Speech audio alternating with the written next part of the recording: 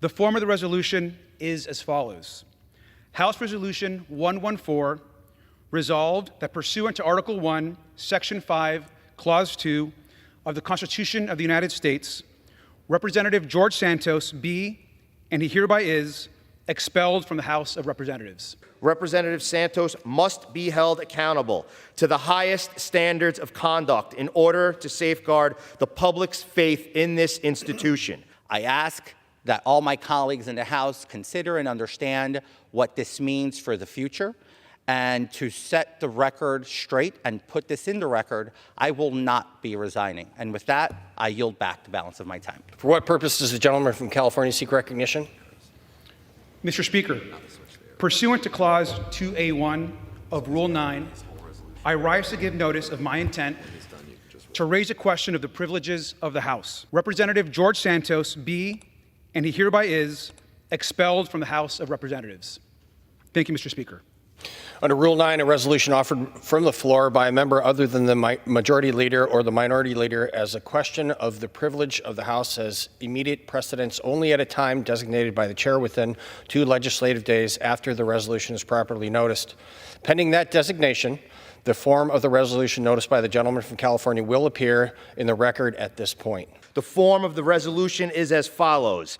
H-Res 878, submitted by Mr. Guest, providing for the expulsion of Representative George Santos from the United States House of Representatives. Whereas Representative George Santos is a member of the United States House of Representatives. Whereas soon after his election in November of 2022, Representative Santos's background came under public scrutiny. Whereas on February 28th, 2023, the Committee on Ethics of the House unanimously voted to impanel an investigative subcommittee, hereinafter in this resolution referred to as the ISC, to review whether Representative Santos may have engaged in unlawful activity with respect to his 2022 congressional campaign, failed to properly disclose required information on statements filed with the House, violated federal conflict of interest laws in connection with his role in a firm providing fiduciary services, and engaged in sexual misconduct towards an individual seeking employment in his congressional office. Whereas the ISC met 9 times and over the course of the investigation authorized 37 subpoenas and 43 voluntary requests for information, RFIs, leading to its receipt of over 172,000 pages of documents, contacted or interviewed over 40 witnesses, and reviewed materials received from the Office of Congressional Ethics and relevant court records. Whereas the ISC determined in its investigation that there was substantial evidence of violations of federal law, the rules of the House, and other applicable standards related to many of the allegations charged in the indictment, and substantial evidence of additional unlawful and unethical conduct not charged in the indictment.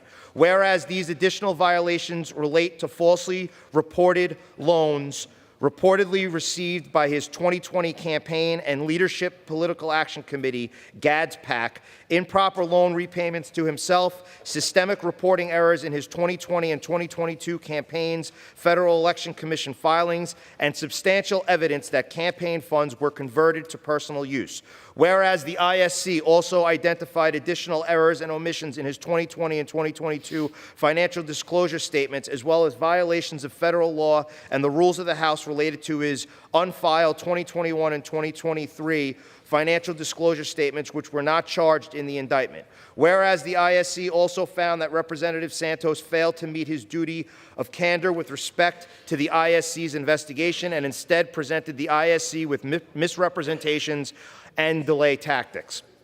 Whereas on May 10, 2023, Representative Santos was charged in federal court in the Eastern District of New York with wire fraud in connection with a fraudulent political contribution scheme, unlawful monetary transactions in connection with the wire fraud allegations, theft of public money in connection with his alleged receipt of unemployment benefits, fraudulent application for and receipt of unemployment benefits, and false statements in connection with his 2020 and 2022 House of Representatives financial disclosure statements.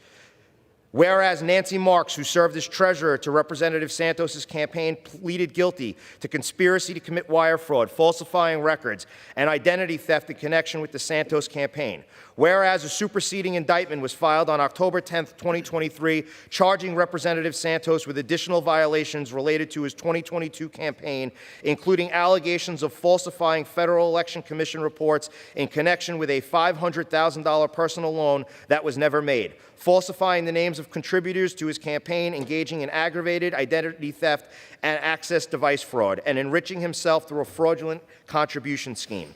Whereas Sam Mealy, who served as a fundraiser to Representative Santos's campaign, pleaded guilty to a federal wire fraud charge after impersonating a senior congressional aide for the purposes of soliciting funds. Now therefore be it resolved that pursuant to Article 1, Section 5, Clause 2 of the Constitution of the United States of America, Representative George Santos be and hereby is expelled from the United States House of Representatives. Madam Speaker, on the matter of expulsion, we are now going down a third attempt for a privilege resolution to expel me from the House of Representatives this week.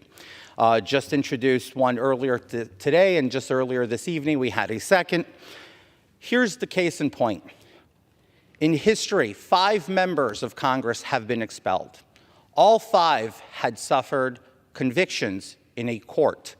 All 5 had due process.